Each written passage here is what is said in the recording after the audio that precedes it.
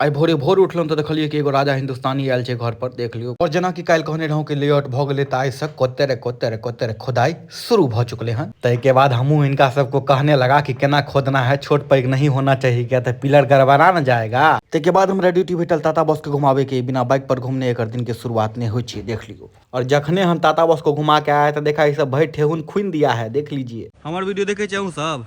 हां सब गोटा अहिना अहाँ सब वीडियो देखते रहिए और प्यार दुलार देते रहिए। फुल चढ़ा मिस्टर फ्लावर खुश भ गया। ताहिके बाद आई भोजन में भेटल हमर सबसे फेवरेट खाना, देल सग्गा भात चोखा। आहा हा, किनका किनका पसंद है कमेंट में जरूर बताएं।